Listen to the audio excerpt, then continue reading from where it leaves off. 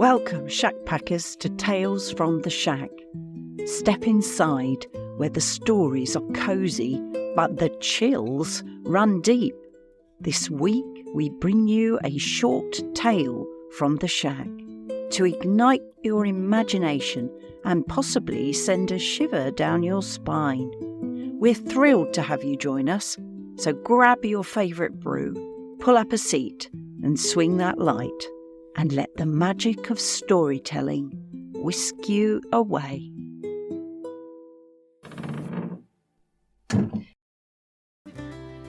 In a hidden hollow of Finisterre, where bracken-kissed stones and stars appeared through ancient oaks, lies the village of Ellyn.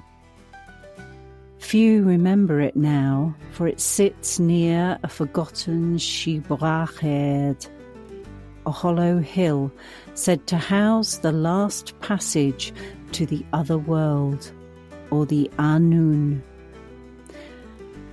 Long ago, when the veil was thin and the Druidic walked among the trees, the villagers knew this sacred ground was guarded by a spirit of the blood, Ulrich, the Aonbheannach, or to many, the unicorn.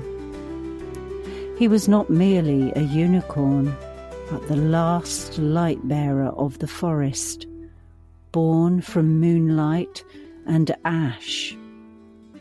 He emerged each Beltane when fires were lit on twin hills and humans walked barefoot in dew to wake the land. His gleaming silver hide shimmered like still waters, his mane woven with time, his eyes pools of otherworldly memory. Across his spiraled horn were the etched Ogham runes, lines of ancient power that pulsed when hope was near. In those days he was revered by Aonbheannach, the sacred Druidic circle of Ellyn, who offered herbs, songs, and polished stones at the base of the oldest tree. The Dura, the mighty oak, and Elric answered, not with words, but with dreams, thoughts that healed and echoes of joy so pure they made children weep and elders remembered their first breath. But the world changed. Silence replaced song. Belief became fiction, and fiction became still. And one Samhain, when shadows stretched long and the spirits roamed freely, Elric did not come. Ellyn faded, crops withered, the villagers' laughter hollowed as if the land itself had forgotten how to care, except for one child, Lyra, 12 winters old and filled with wonder. She wandered the glen barefoot at dusk, clutching a charm etched with Bith Louis Nuin, the first Ogham letters of the tree alphabet that her grandmother had taught her.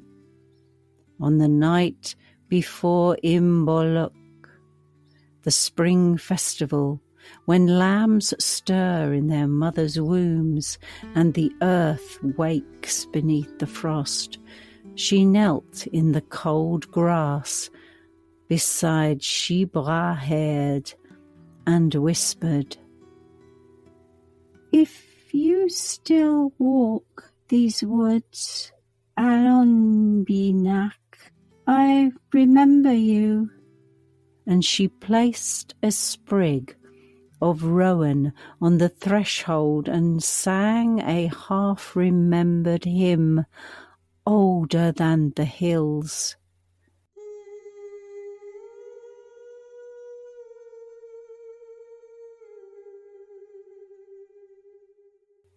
And the earth answered. Mist coiled upwards like breath from the stones, and the shape emerged, weathered now, his glow dimmed but steady. Ulrich, his horn flickered like the last star before dawn, and the village of Ellyn breathed again. Since that night, at Beltane each year, the villagers gather in secret. No one dares to name the place on a map, but they know. They feel the atmosphere and the wind change. They hear the sound of hooves behind the thunder, and they leave offerings at the door, beneath the watching eyes of crows, and they remember. Not because they saw a unicorn, but because they believed in the possibility, the kind etched not in stone, but in the oam of the soul. Well, that's a wrap for this week's Tales from the Shack. Thanks for joining us. We'll be back next week. Until then, keep your minds open, your lamps lit, and we'll see you all again next week at the freaking shack. Contact us at fshack03@gmail.com or find us on social media by searching #TheFreakingShack. That's freaking without a G. We're looking forward to hearing from you really soon.